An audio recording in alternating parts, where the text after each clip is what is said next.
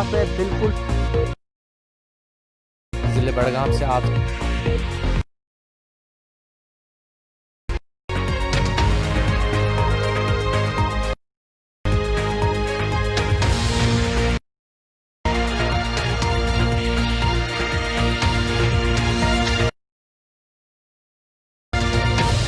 नहीं नहीं, ये फ्रेम से आप बाहर जाएंगे। नहीं नहीं,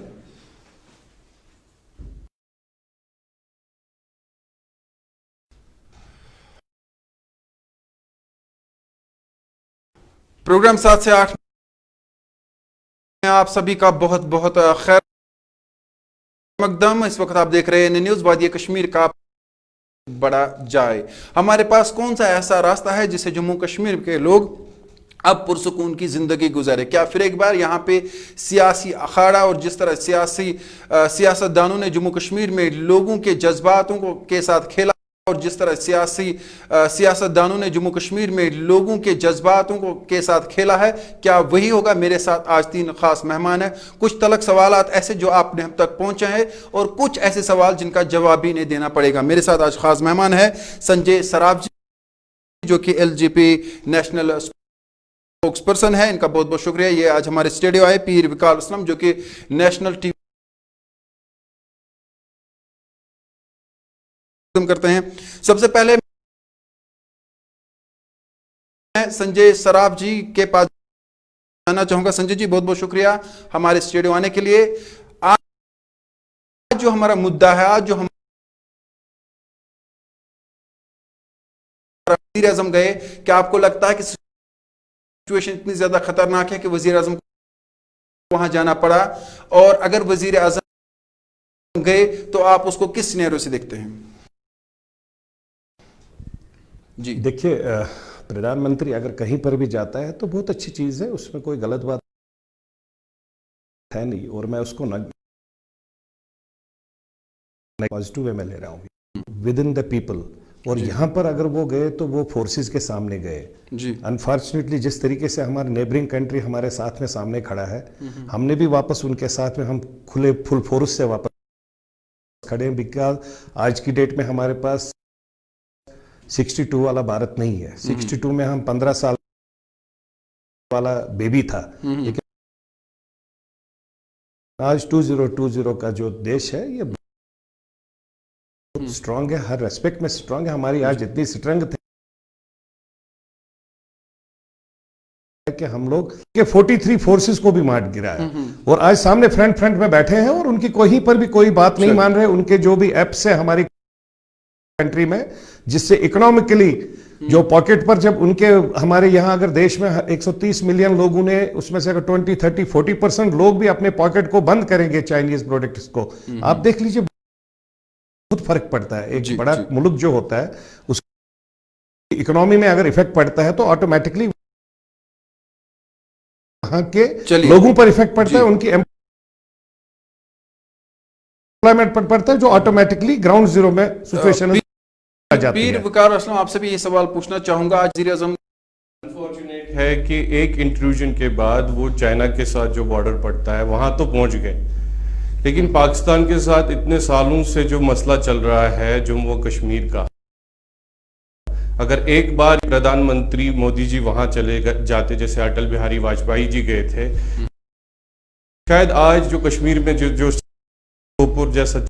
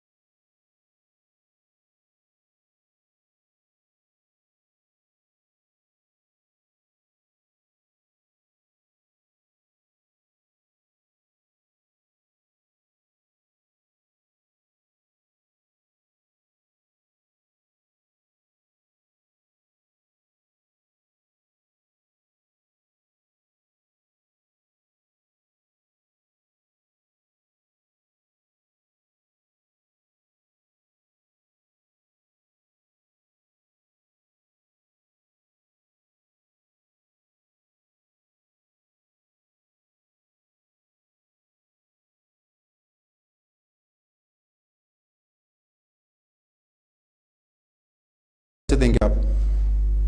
तारिक जी, आपको बताना चाहूँगा कि हिंदुस्तान एक बहुत ही विशाल कंट्री है और जम्मू कश्मीर लद्दाख जी हिंदुस्तान का, भारत का एक अटूट अंग है। तो प्राइम मिनिस्टर होने के नाते उनकी ये रिस्पॉन्सिबिलिटी थी कि वो क्योंकि जिस हिसाब से हमारे 20 कीमती जानें हमारे सैनिकों की वहाँ उन्होंने शहादत पाई है, तो it was mandatory for him, ये बस एंगेजमेंट्स की वजह से। So he has done an marvellous job, जिससे हमारे सैनिकों का मनोबल बढ़ेगा, हमारे देश के लोगों का मनोबल बढ़ेगा और खासकर लद्दाख के शहरियों का मनोबल बढ़ेगा कि वो इस सिचुएशन को खुद जाके वहां ऑब्जर्व करने के लिए गए जी। तो खैर कल का दौरा है, वो should appreciate it, rather every side it should be appreciated. चलिए, मैं आप संजय सराफ जी के पास आऊंगा। संजय जी, अब हम बात करते हैं कि कश्मीर में जो सिचुएशन, जो हालात है, आपने देखा कि आज भी एक एनकाउंटर हुआ है रात को और एक जो है मिलिटेंट मारा गया है। अगर हम देखें जो अभी सिचुएशन जम्मू कश्मीर की और कश्मीर वैली की जब बात करते हैं हम, तो बहुत सारे बच्चे जो 2 दिन 3 दिन के मिलिटेंट्स होते हैं वो मारे जाते हैं, और कल भी आपने प्रोग्राम में जो है मैसेज दी थी। लेकिन आपको नहीं लगता कि जो भी सिचुएशन अभी जम्मू कश्मीर में बनी है और बिलखुसूस वैली में बनी है, इसके जिम्मेदार आप लोग हैं? क्योंकि जब से आप लोगों ने सियासत जम्मू कश्मीर की संभाली, तब से ये हो रहा था। अब आप लोग जो है बाहर नहीं आ सकते, कोई बात नहीं कह पा रहे हैं, टीवी पे नहीं आ सकते, आप इसका जवाब कैसे देंगे? देखिए तारिक भाई, आपने पहले सवाल किया कि वे फॉरवर्ड करना है, पुरानी बातें नहीं उठानी, और आप पुरानी बातों से स्टार्ट कर रहे हैं। और आपको फिर याद करना चाहिए कि पुरानी बातें अगर आप उठा रहे हैं तो पुरानी बातों के कसूरवार कौन है? पहले नेशनल कॉन्फ्रेंस है, फिर वही रिपीटिशन हो जाता है हर प्रोग्राम में, फिर उसके साथ में कांग्रेस है, कांग्रेस फिर कन्वर्ट हो गई है पीडीपी में, मुफ्ती साहब ने अपनी नई पार्टी बनाई, उससे पहले स्टेट प्रेसिडेंट थे।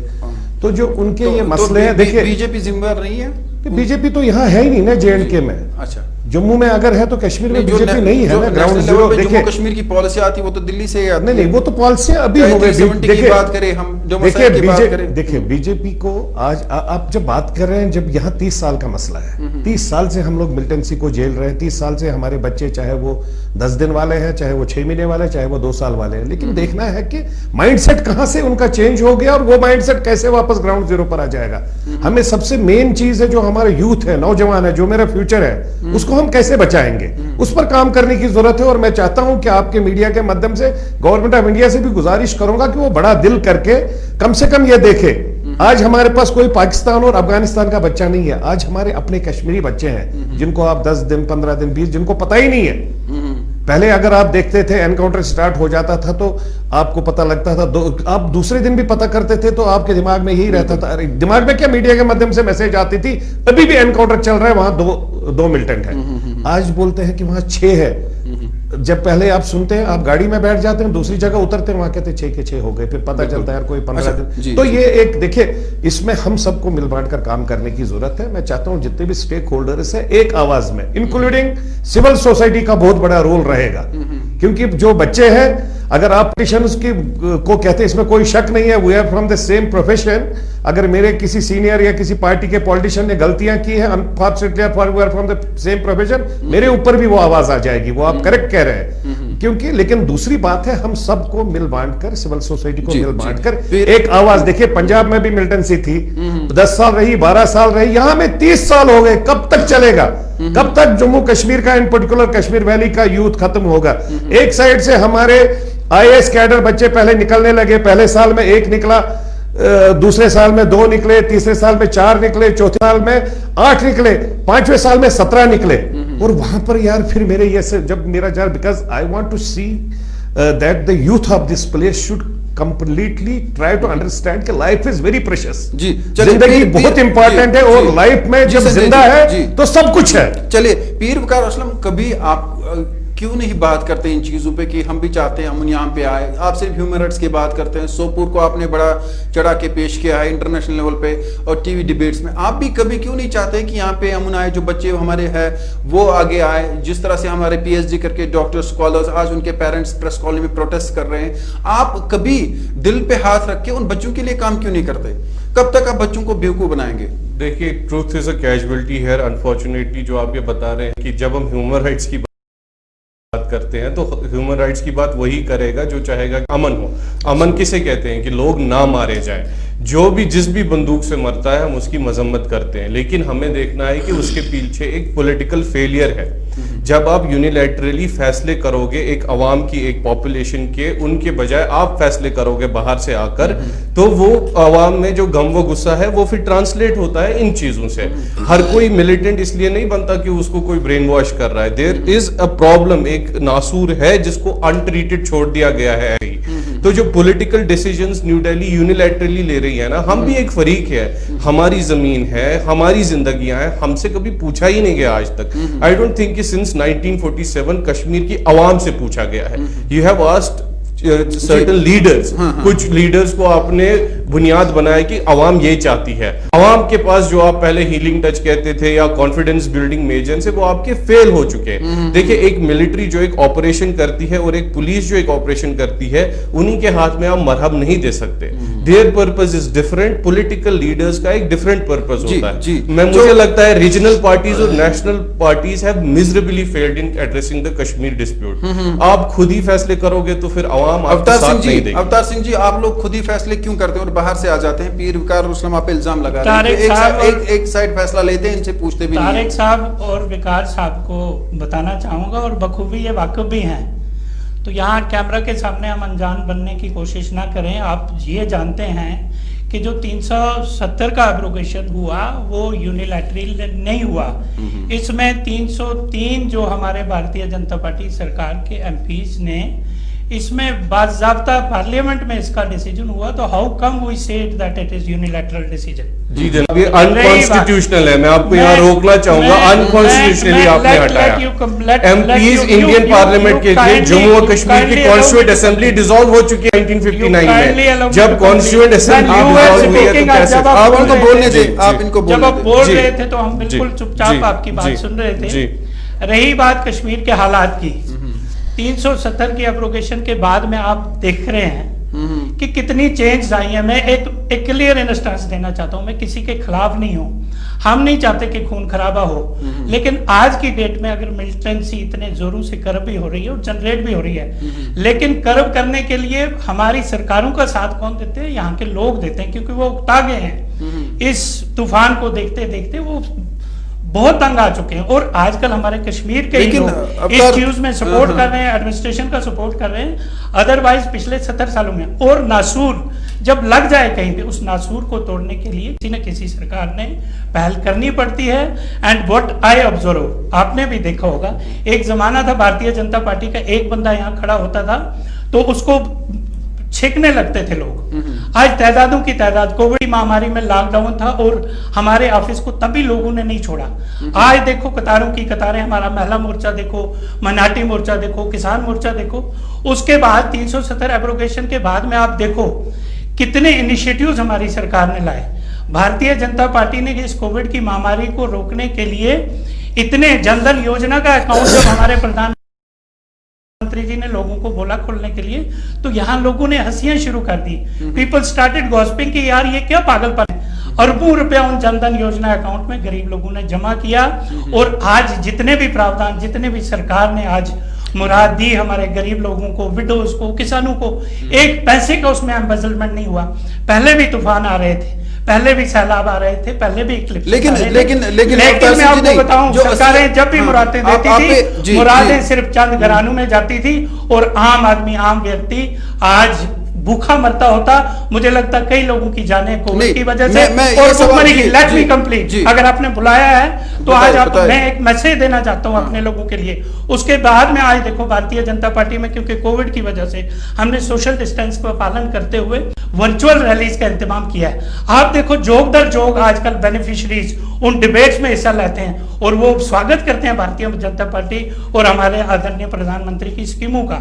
मुझे लगता है कि अगर हमने 70 साल अपने कश्मीर बर्बाद होते हुए देखा, मैं लोगों से गुजारिश करूंगा, यहाँ से बच्चों से गुजारिश करूंगा कि इस वायलेंस को, इस मिलिटेंसी को वो तरह करें, कौमी दायरे में आए।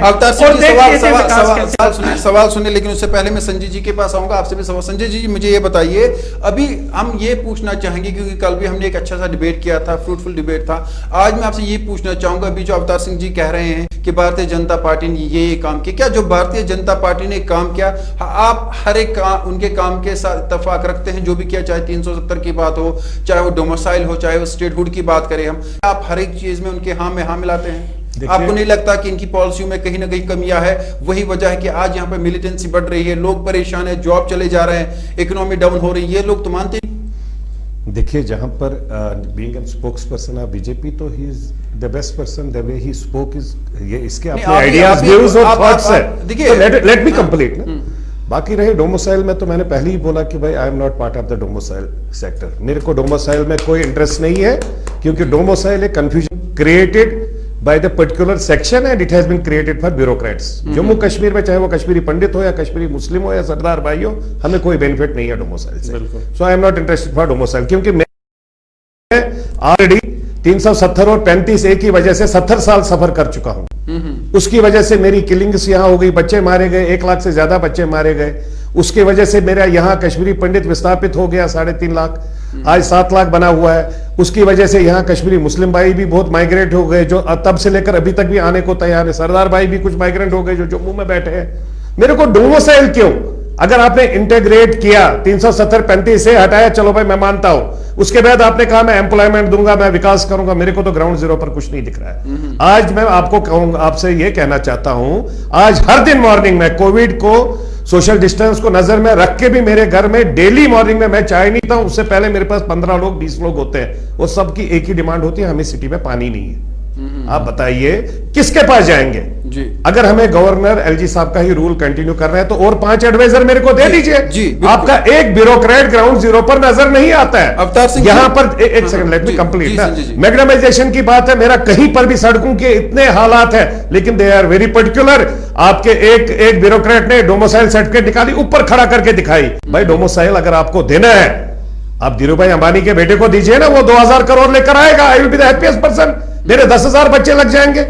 अगर आपने डोमिसाइल की बात करनी है, आप दे दीजिए, रिलायंस ग्रुप को दीजिए, आप बड़े इन्वेस्टर्स को दे दीजिए, कम से कम दिखेगा।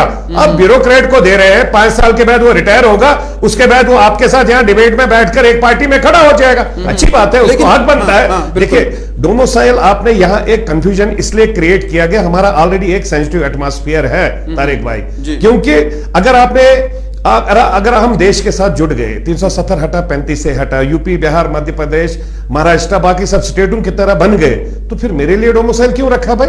मेरे को तो चाहिए ये कंफ्यूजन। ऑलरेडी आपको पता है कि यहाँ जो मिलिटेंसी पिछले 30 साल से चल रही है, उसके पीछे हमारे जो पुराने पॉलिटिकल लीडर्स है, हमें 370 को बहुत स्ट्रांग करना है। दूसरा कहता है 35 को स्ट्रांग करना है, दूसरा कहता है हमें 370 के साथ ग्रेड ऑटोनॉमी को नहीं छोड़ना है। मैडम कहती है यहाँ से 370 के साथ सेल्फ रूल को खड़ा रखना है। उसी के चक्कर में हमारे बच्चों को कोई पत्थर मार रहा है, 370 गया तो पत्थर मारने आ रहे हैं।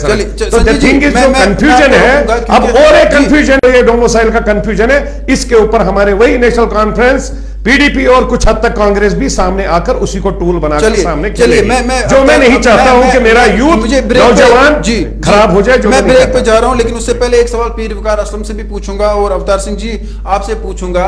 वो सवाल ये है, आप जम्मू कश्मीर में इलेक्शन क्यों नहीं होने देते? किस बात का डर है आपको?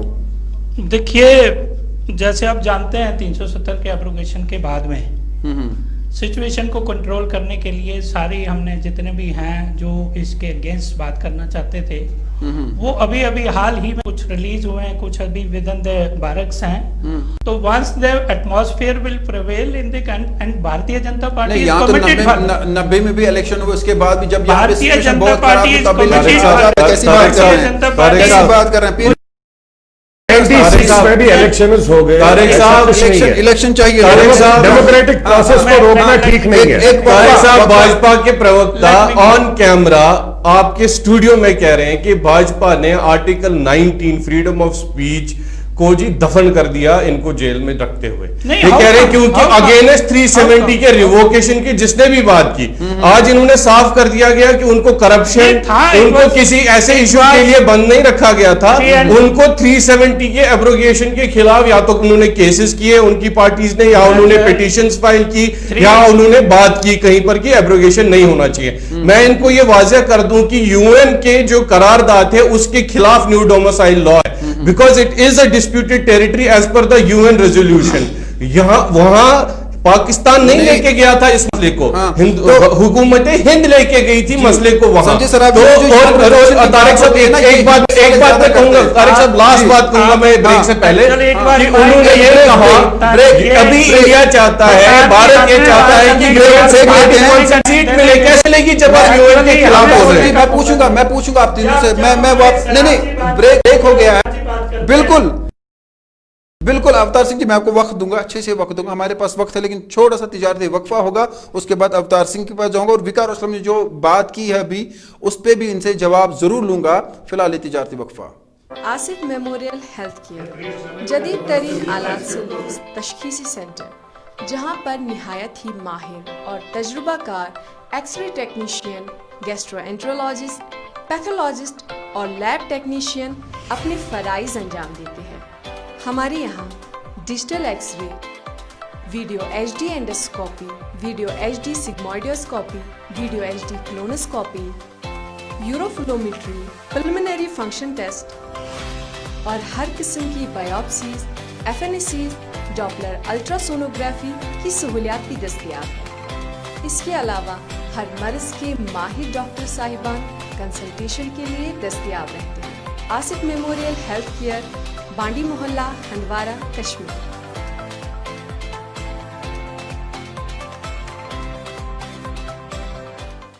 कौम, मुल्क, जात या मजहब, हम सब इंसान हैं। इस मुश्किल वक्त का सामना हम सबको एक साथ करना है।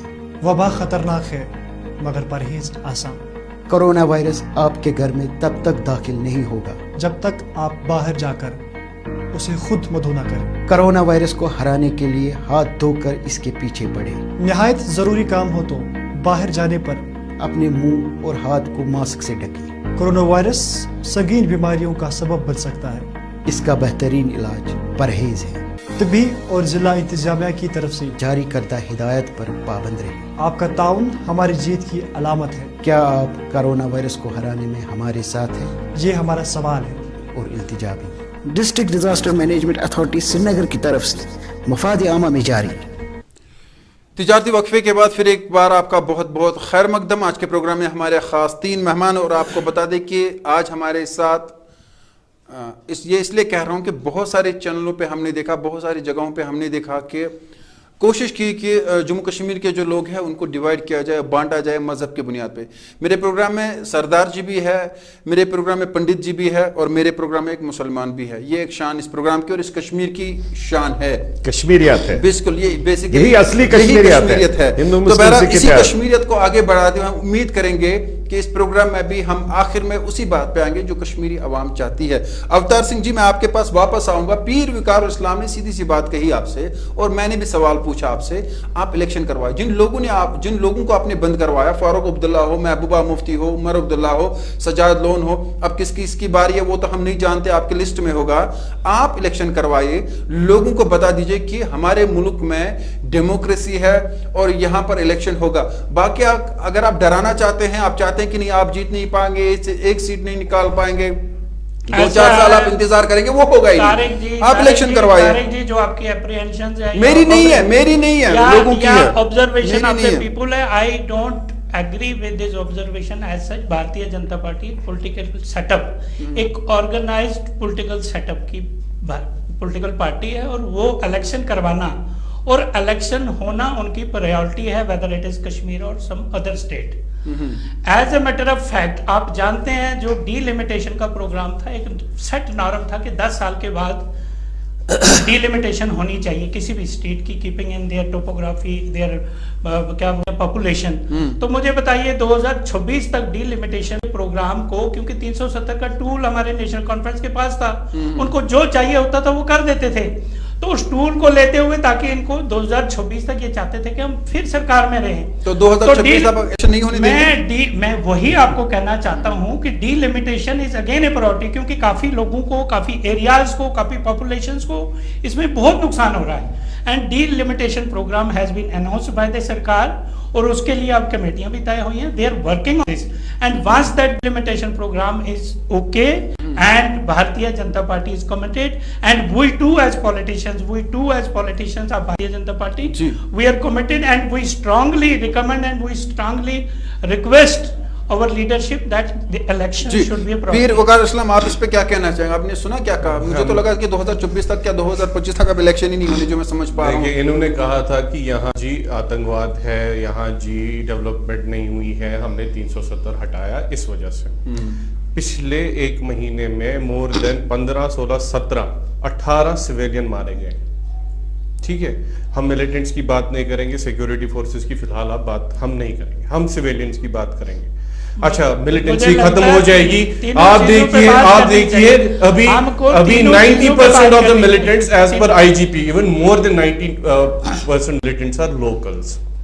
तो आपने 370 को किस बुनियाद पे? नहीं, वो तो कहा जा रहा है ना, आप दूसरी बात ऑर्गेनाइजेशन वाले उनको प्रोवोक करते हैं आपकी स्टेटमेंट से। देखिए, दूसरी बात, आप यहाँ कह रहे हैं कि हम डेवलप, आप मुझे बताएं कौन सा इकोनॉमिक पैकेज कश्मीरियों को मिला? मैं आपको 80,000 लाख करोड़ कहाँ है? देखिए वो दैट, और मुझे उम्मीद है कि इनके जो लेफ्टिनेंट गवर्नर बिठाए गए यहाँ, उनका फैक्स मशीन चलता होगा। विकार जी, शायद उनका फैक्स मशीन चल रहा सब कुछ चल रहा है। आप देखिए ऑन ग्राउंड, आप देखिए कोविड की बात कर रहे हैं, पिछले एक दिन में 10 लोग की अमवात हुई है। वो that is obvious, this numbers are still on spike. तो कहाँ इन्होंने रोका? श्रीनगर में आप कहाँ देख रहे हैं कि लॉकडाउन है? मैनिपुलेशन को मैं चाहूंगा कि हम Sanjay ji, it is a front. मैं गुजारिश करूंगा, थोड़ा सा बताना चाहूंगा कि जो कोविड की 10 संवाद की बात कर रहे हैं, मैं आपको बताना चाहूंगा, हमको आज स्पेशल एडवाइजरीज अगर सभी को है तो उसमें हमको जो एडवाइजरीज है हम उनका पालन ही नहीं कर रहे हैं। आप देख लीजिए कहां पे, आप देख लो 10 लोग आपको बाजार में मिलेंगे, 9 लोग मासिक हो गए, एक बंदा मासिक ले गया होगा।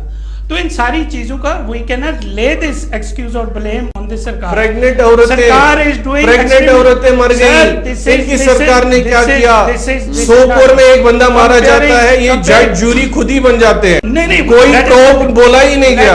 Let us be on the topic, let us be on the issue. नहीं, मैं आपको बता रहा हूँ ना, आपका रिपोर्ट कार्ड दिखा रहा हूँ। हमारे प्रोग्राम का आज थीम है व्हाट अहेड, हमने आगे क्या करना है। अगर आगे की आप बात करते हैं तो मैं यही कहना चाहूंगा कि वाकई सरकार से मैं as an Avtar Singh, as a representative of the Bharatiya Janata Party, सरकार से गुजारिश करना चाहूंगा कि elections should be a priority. दूसरी गुजारिश करना चाहूंगा कि डीलिमिटेशन के प्रोसेस को थोड़ा एक्टिवेट करके प्रायोरिटी पे इसको जनरल करना चाहिए। तीसरी बात रही स्टेटहुड की बात आप कर रहे थे जी, इन्होंने इसको यूटी बना दिया। स्टेटहुड, अवतार सिंह जी, किसी का मोबाइल शायद चल रहा है तो मैं रिक्वेस्ट करूंगा उसका जरा वॉल्यूम कम कर दे प्लीज। स्टेटहुड देना जो है हमारी priority, and we have committed before while the abrogation of 370 was done, it was committed once the things are on normalcy and they will give the statehood, and we strongly demand that statehood should be given to Jammu and Kashmir as such, जैसे पहले था। हम उसको भरपूर अल्फाज में demand कर रहे हैं। अब इसका श्रेय कांग्रेस लेना चाहती है या नेशनल कॉन्फ्रेंस लेना चाहती है पीडी, क्योंकि उनके पास और कोई मुद्दा ही नहीं है इसके पे। वो करेंगे किस पे बात, मुझे बताइए। नहीं, पहले आप छीनते हैं फिर वापस देते हैं। संजय जी, डेवलपमेंट की बात, इट वाज ए प्रायोरिटी। आपसे संजय सर, आप जरा इसका जवाब दें। जी, किस पर? ये जो कह रहे हैं कि स्टेटहुड अब वापस दिया जाएगा, पहले छीना क्यों अब वापस दे रहे हैं? क्या इतना प्रेशर आ चुका है भारतीय जनता पार्टी पे? नहीं, नॉट प्रेशर, वी कमिटेड। नहीं, शायद जी संजय जी बताइए। स्टेटहुड की तो हमारी पहले से ही डिमांड है और हमने एक्सपेक्ट नहीं किया था कभी भी कि स्टेट चला जाएगा। ठीक है, 370-35 को अगर आप इशू बना के मान रहे थे, और हम भी मान रहे हैं, ऐसा नहीं, यही लोग कश्मीरी सब लोग भी मानते थे कि चलो, हमें हर वक्त बोला जाता था कि ये हर्डल है काम के लिए, डेवलपमेंट के लिए, विकास के लिए। मैं तो खुलकर कहता हूं कि पिछले एक I am part of the alliance, but I have alliance with BJP, not with BJP, I am part of NDA alliance partner at Delhi, but in JNK we have no alliance, we are not no alliance partner. Delhi में आपकी party, of course क्यों नहीं होगा? National alliance और state, देखिए तारिक भाई, national alliance और state alliance का जमीन आसमान का फर्क होता है। वो ये इनको भी पता है। हम पहले यूपीए में भी अलायंस पार्टनर दिल्ली में थे, तो हर स्टेट में हम अपने हिसाब से इलेक्शंस लड़ते थे। ऐसा कैसे होता है? ऑफ कोर्स हमारा मणिपुर में आज भी मंत्री है, तो वो अलायंस पार्टनर है इनके साथ में। दूसरी जगह हमारा मंत्री है, वो नहीं है, तो उसमें फर्क नहीं पड़ता है। We are national alliance partners. चले, आपका मुद्दा आज का है जो अहेड की बात है, अहेड के लिए ग्राउंड जीरो पर काम करने की जरूरत है। देखो, इनको मेट्रोज के ऊपर काम करने की जरूरत है। अगर हम लोग यहाँ सड़कें नहीं है सर, तो मेट्रो पहले सड़कें कंप्लीट तो करने दे। अब आप अगर बोलेंगे अर्नब गोस्वामी आप ही बनेंगे, मैं तो अर्नब की बात ही नहीं करता कभी। आप तो बीच में ही बोल रहे हैं ना। बताइए। अगर यहाँ पर काम करना है, आपको ग्राउंड जीरो पर सबकी कॉन्फिडेंस बिल्डिंग मेजर्स जो आपको करनी है, वो मेरे को लगता है आपको अपने में ही इंट्रोस्पेक्ट करना पड़ेगा कि पिछले 1 साल में कितना काम हुआ है ग्राउंड पर, कौन से काम की जरूरत है, कितनी हमारी आज 3.5-4 लाख हमारे अनएम्प्लॉयड यूथ्स है। और आपको भी पता है, सबको भी पता है कि आज की डेट में या आज से 2 साल 10 साल पर अनफॉर्चुनेटली हमारे पुराने पॉलिटिकल सेक्शन ने कभी यहां पर उनके लिए ऑप्शन ही नहीं रखा। उनको तो खाली वहां तक ही बांध के रखा कि गवर्नमेंट जॉब मिल गया तो अच्छी बात है, नहीं तो दूसरा कोई ऑप्शन नहीं है। अब जब उनसे हम बात करते हैं, मैं अभी रिसेंटली किसी नेशनल चैनल पर था तो वहां उन्होंने बोला हमने इंडस्ट्रीज तो लाई होती, यहां पोल्यूशन। अरे मेरे भाई, इंडस्ट्रीज लाई होते, आईटी इंडस्ट्री आते, उसमें कोई पोल्यूशन नहीं है। आप बोर्डिंग इंस्टीट्यूट खोल लेते, उसमें कोई पोल्यूशन नहीं है। आप जो हमारे पास रिसोर्सेज है, अगर हमारे पास ये अंदर में हम लोग जाएंगे, अगर हम पूरे पहाड़ों में बीच में घूमेंगे, आप देखिए हमारे पास कितने रिसोर्सेज है। पानी के बगैर भी देखिए काम करना है। देखिए अब अगर अभी करतार भाई बोल रहे हैं हम लोग कमिटेड है, कमिटेड यहां कहने से नहीं होगा, कमिटेड ग्राउंड जीरो पर दिखना चाहिए। अगर 3.5 लाख में 1 लाख को रोजगार मिलेगा, हम दिखेगा कमिटमेंट कहीं है। कमिटमेंट देखिए करतार जी, मैं बीच में नहीं बोला, नहीं तो आपके हर पॉइंट को मैं बीच में बोल सकता हूं। एक पॉइंट को मैं कंट्राडिक्ट करूंगा और बात करूंगा। देखिए हम लोग जब तक ग्राउंड पर हमें दिखेगा नहीं, जो मेरे को ग्राउंड पर मेरे को रियलिटी चाहिए भाई, मेरे को दिखना चाहिए। उस एरिया में अगर 2000 बच्चे हैं तो वो 2000 पीएचडी डॉक्टर लड़का ऑटो चला रहा है, मेरे को दिखना चाहिए वो डॉक्टर लड़का है, वो नौकरी मिली उसको, मेरे को वो दिखना चाहिए। मैं इनको बोलूंगा आपको मुबारक है, आपने 370-35 ए लिया। मेरा उसमें डिफरेंट, मेरा कंसेप्ट उसमें यह है 370-35 ए लिया, ठीक है, लेकिन मेरे को दे क्या रहे हो भाई?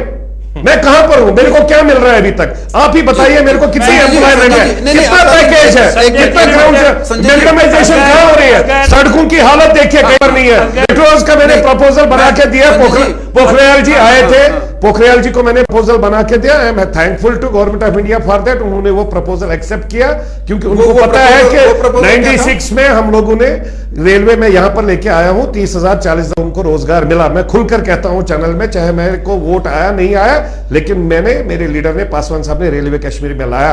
हमने स्टील प्लांट लाया लासीपुरा में, जिसमें 22-23 बच्चों को रोजगार मिलता है। मैंने एम्पावर करवाया without rack point, without rack point, urea DAP MOP का। लेकिन मेरे को, मैं कहता हूं काम करने की जरूरत है, रोजगार बच्चों को देने की जरूरत है। आज अगर आप एनडीए में है, स्टील फैक्ट्री की जब हम बात करते हैं, आप उमर अब्दुल्ला पे लगाए, ठीक है, आज क्यों नहीं ले पाते आप? आज भी आप कहेंगे आज देखिए हालात खराब है, आज लाए। हाँ देखिए, आज स्टील मंत्री से हम लोग मिले हैं, ये अपने एनडीए 1 में मैं मिला था, मैं भी मिला था। इवन आपके, अब तो मैं स्वर्गवासी बोलूंगा, मुफ्ती साहब भी उस टाइम चीफ मिनिस्टर थे, वो भी आए थे, वो भी मिले थे, पासवान साहब के माध्यम से मिले थे। हम लोगों ने उनको प्रपोजल दिया था, उस प्रपोजल पर काम हो रहा है। ऐसा नहीं है कि काम, हमने जो प्रोजेक्ट लाया है हम कोशिश लास्ट तक करेंगे। अगर मैं कोई भी प्रोजेक्ट, और पर्टिकुलरली उस प्रोजेक्ट में मैंने 42% रखा है टोटल डाउनटाउन में मेरे 800-900 बच्चे।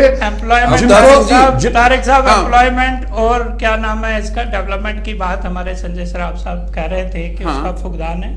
मैं आपको बताना चाहूंगा, जो ये कहते हैं आज 4 लाख या 5 लाख यूथ यहाँ अनएम्प्लॉयड 3.5 लाख से 4 लाख, उनकी क्रिएशन कहां से हुई सर? वो भारतीय जनता सर, पार्टी नहीं देखिए हम अहेड की बात कर रहे हैं, हमारी बात नहीं कर रहे हैं, हम अहेड की बात, उसका भी आपको वर्क उसमें उसकी क्रिएशन नेशनल कॉन्फ्रेंस के पीडीए की है, कांग्रेस की है, आगे किसकी है, आगे क्या कर रहे हैं? मैं बताना चाहूंगा आगे क्या प्लान है। किसी भी मुल्क की, किसी भी देश की और किसी भी स्टेट की प्रॉस्पेरिटी और डाइवर्सिटी डिपेंड करती है उसके देहात पे, उसके गांव पे। Rural development department was a big department as such. जितनी भी मुराद एमजी नरेगा का पार्ट जो था, या आज 14FC 15FC की फंडिंग आई है, मुझे बताऊं क्या मिलता था गांव को? आपके यहाँ सियासतदान, उनके 4 जो चेले होते थे, उनको कॉन्ट्रैक्ट मिलते थे, वो 10 रुपए का काम करते थे और 200 रुपए अपनी जेब में रखते थे।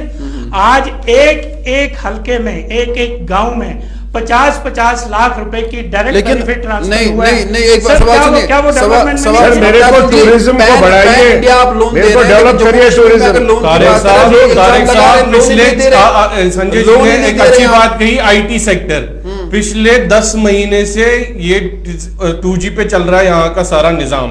हुकूमत का निजाम भी 2G पे चलता है। कंप्लेंट करते हैं, वो बोलते हैं हम जी 2G पे है, पहले हमें नेटवर्क नहीं आ रहा।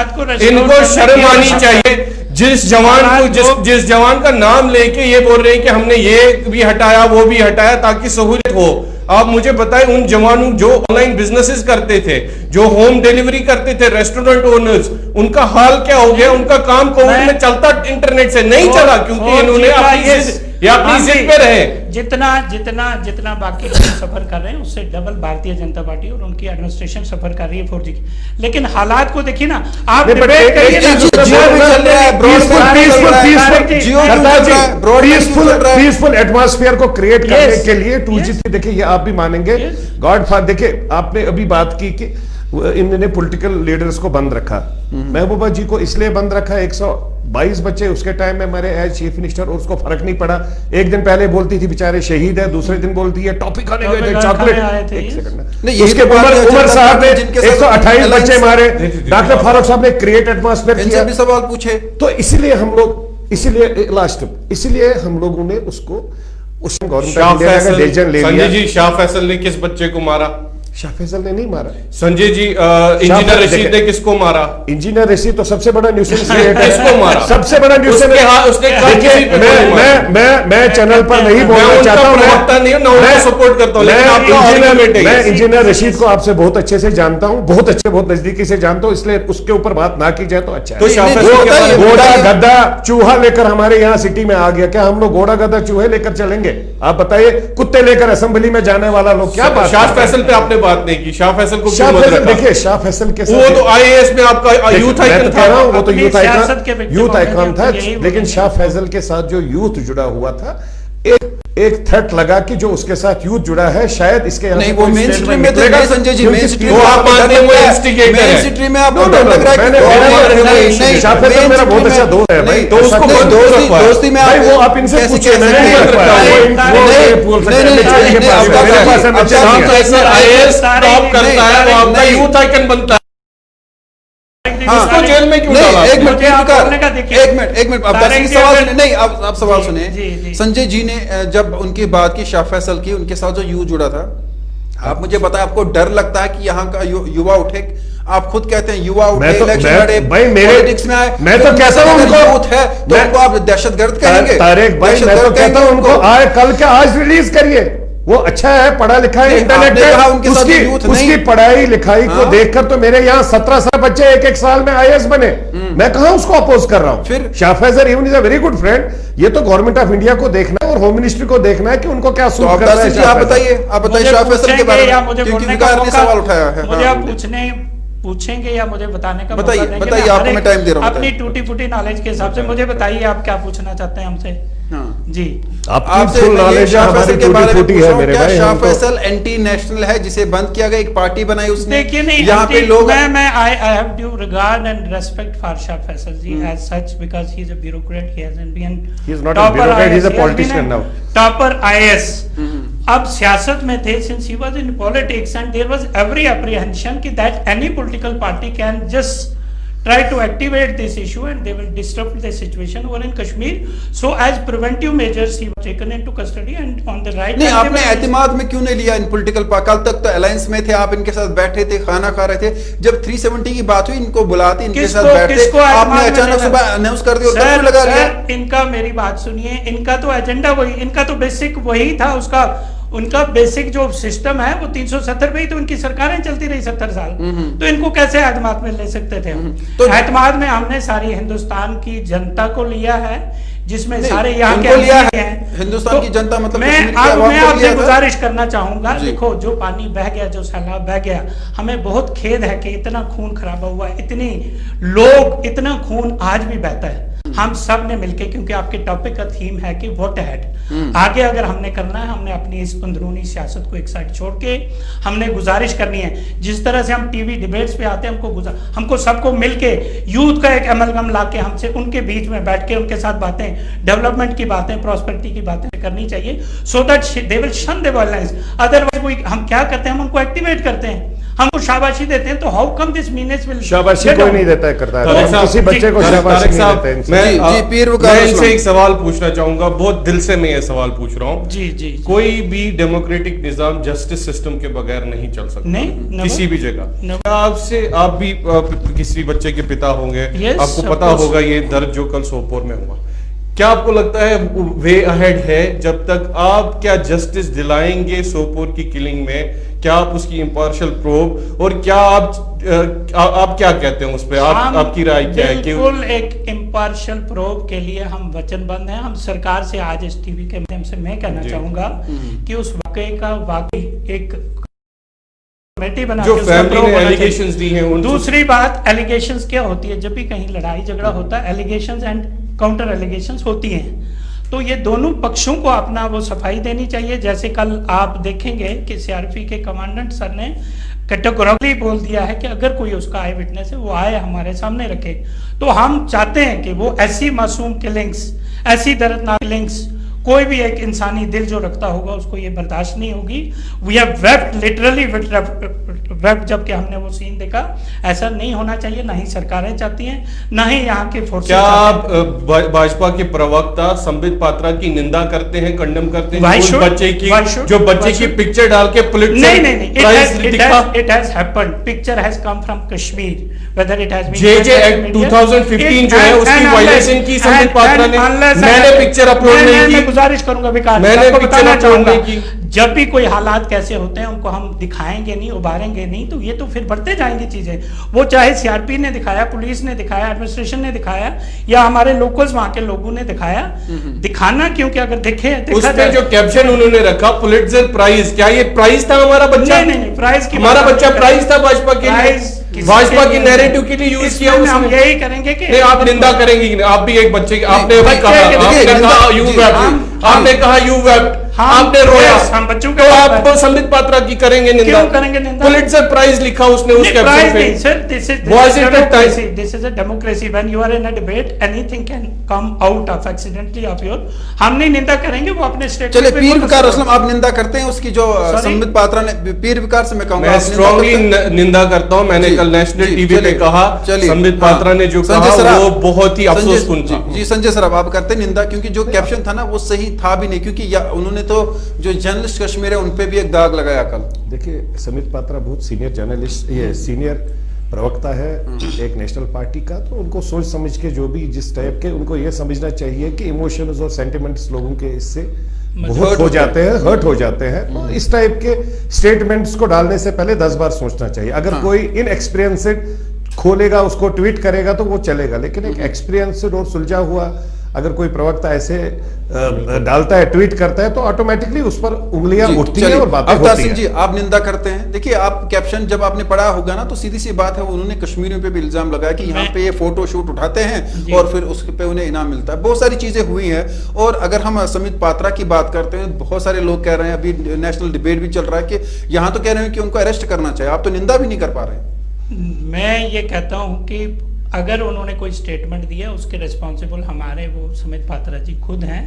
अगर उनको लगता है हम भी उनकी बात कर रहे हैं, पार्टी की बात ही नहीं कर रहे हैं सर। हम पार्टी की बात नहीं करते हैं, भारतीय जनता पार्टी, हम संबित पात्रा की बात कर रहे हैं। उनको उस पोस्ट से नीचे लाइए, उतारिए आप।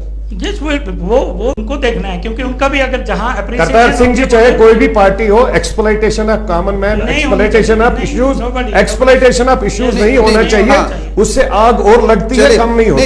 इशारों में तो इन्होंने निंदा कर दी है। अब आगे बढ़ते हैं जी। बहुत अच्छी बात है, गलत बात है, चाहे बहुत अच्छी बात है। तो आखिर में जो है सबों से मैं एक ही सवाल पूछूंगा, जो मुद्दा था आज, वो मैं ये पूछूंगा कि अब आगे कैसे बढ़ा जाए। भारतीय जनता पार्टी हो, एलजेपी हो, और हमारी जो पीर विकार असलम जो कि ह्यूमन राइट्स ऑर्गेनाइजेशन चला रहे हैं, इनकी बात हो, क्योंकि बहुत सारे बात इन पे भी आती है कि ये लोगों को प्रोवोक करते हैं, इनकी स्टेटमेंट्स, या जिस तरह से सोपुर का वाकया हुआ है, तो ये भी जो है उसमें बड़ा चढ़ा कर उसको आगे ला रहे हैं इंटरनेशनल फोन पे। बड़ा चढ़ा के नहीं ला रहे तारिक साहब, बड़ा चढ़ा के नहीं ला रहे। आप मेरा पढ़िए, मैंने आर्टिकल 1000 वर्ड का लिखा है उस पे, कहीं पर मैंने एक्यूज नहीं किया है। अगर फैमिली एक्यूज करती है, उनका हक बनता है एक डेमोक्रेटिक सेटअप में जुडिशरी के पास जाने के लिए। मेहरबानी करके हमारे बच्चे मर रहे हैं, इसको पॉलिटिसाइज मत करिए। खून हमारा है, उस बच्चे ने जो देखा वो हमारी सिचुएशन बयान करता है।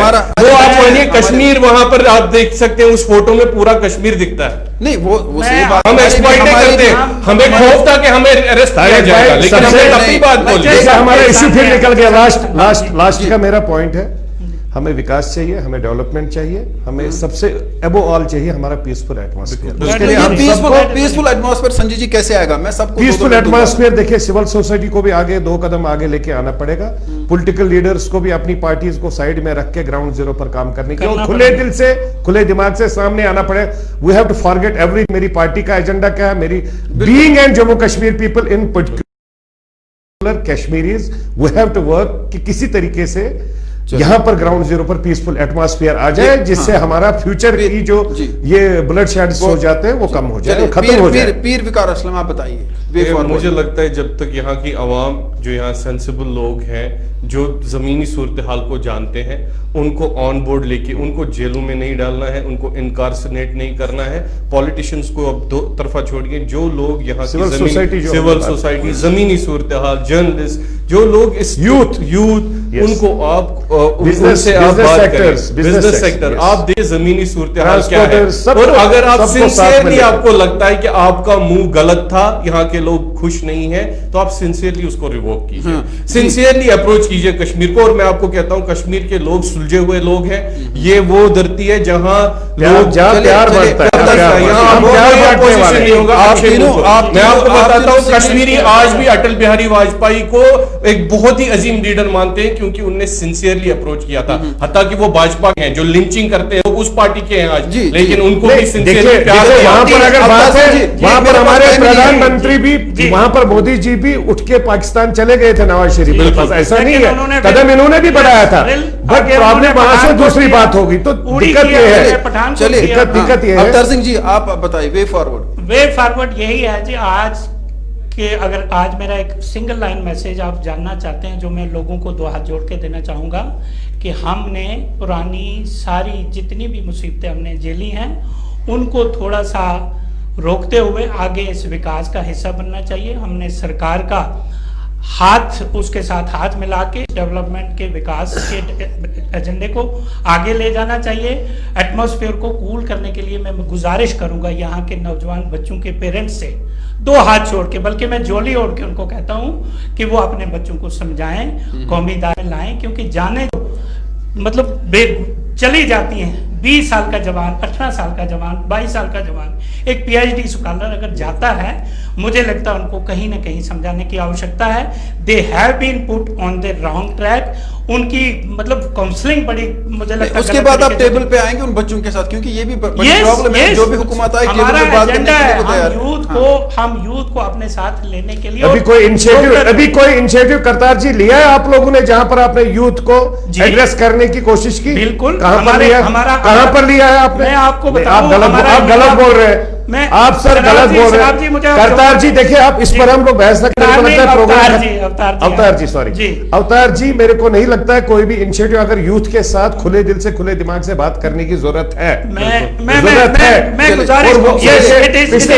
देखिए पिछले 1.5 साल से कहीं पर कोई बात नहीं हुई है, ना बात हो रही है। बिल्कुल। मैं आपको आप पार्टी के लेवल से बीजेपी में 10 लोग जुड़ रहे हैं, वो मेरे भी लोजपा में डेली 100 लोग जुड़ रहे हैं। चलिए उसको साइड में छोड़िए। साहब मेरी बात सुनिए। इंटेलेक्ट यूथ के साथ, एग्रेसिव यूथ के साथ, sir 3-4 point. Aggressive youth, intellect youth जी, तो 1 मिनट है मेरे पास, तो मैं मैं आपको बताना चाहूंगा। अवतार जी जल्दी बोलिए। यूथ को लेने के लिए हमने एक अलग से हमारा एक युवा विंग है, युवा मोर्चा, जिसमें आज जोग दर जोग हमारे हर एक इवन के बूथ तक हमारा जुड़े। सर वो अलग बात है, मैं नेशनल प्रेसिडेंट हूं यूथ विंग का, वो पार्टी लेवल अलग है। ओवरऑल यूथ से बात करने की जरूरत है, चाहे वो कहीं से भी किसी के साथ भी जुड़ा है, चाहे वो नेगेटिव सेंसेस से हो, पॉजिटिव सेंसेस से। बहुत शुक्रिया। नहीं हुआ पार्टी लेवल अपनी जगह। अवतार सिंह जी मेरे पास वक्त ही नहीं है, क्योंकि प्रोग्राम जो है उसका वक्त हो चुका है। मैं बहुत बहुत शुक्रिया अदा करता हूँ तीनों मेहमानों को, बड़ी दूर से आए हैं। Avtar Singh ji spokes person BJP के, पीर विकार इस्लाम जो है नेशनल टीवी डिबेटर और ह्यूमन राइट्स के साथ काम करते हैं, संजय सराफ जी LGP नेशनल स्पोक्स पर्सन। और उम्मीद करते हैं कि संजय जी शायद अपनी पार्टी का भी बड़े धूमधाम से जम्मू कश्मीर में आगाज करना चाहते हैं। और ये हमारे पास खबरें हैं, सच झूठ वही जानते हैं, लेकिन मेरी इनसे भी गुजारिश है, बीजेपी से भी है और पीर विकार असलम से भी है, आज हमारे नौजवान जो है 3 दिन 4 दिन उनकी लाइफ है, जिंदगी है। अगर यही होता रहा और आने वाले 4-5 साल में शायद ही हमें कोई नौजवान नजर आए। अल्लाह करे, भगवान करे कि हमारे नौजवान बच्चे, और ये सिर्फ और सिर्फ आप लोगों के हाथ में है। हम समझते हैं हमारे बच्चे जो है जिन रास्तों पे भी जा रहे हैं, लेकिन सबसे बड़ी बात जो हमारे बच्चे कह रहे हैं, अवाम कह रही है, कश्मीरी लोग कह रहे हैं, वो है बातचीत होनी चाहिए। जब तक बातचीत नहीं करेंगे तब तक शायद ही ये मसला हल होगा। इसी के साथ इन वादों के साथ और हमें इजाजत दीजिए कि आप अपने रिश्तेदारों, बिलखुसूस अपने वालिदैन का ख्याल रखिएगा। आज तो ये भी कहूंगा कि अपने बच्चों का ख्याल रखिएगा। घर खुदा लाया, हालात ने इजाजत दी। कल 7 बजे होगी फिर मुलाकात। जब तक के लिए आपको और हमारा अल्लाह निगहबान। आसिफ मेमोरियल हेल्थ केयर एक सुपर स्पेशलिटी क्लिनिक जहां पे आप काबिल और माहिर डॉक्टरों के मशवरों से फैज़याब हो सकते हैं। किसी भी तरह की सर्जिकल कंसल्टेशन के लिए डॉक्टर गुलाम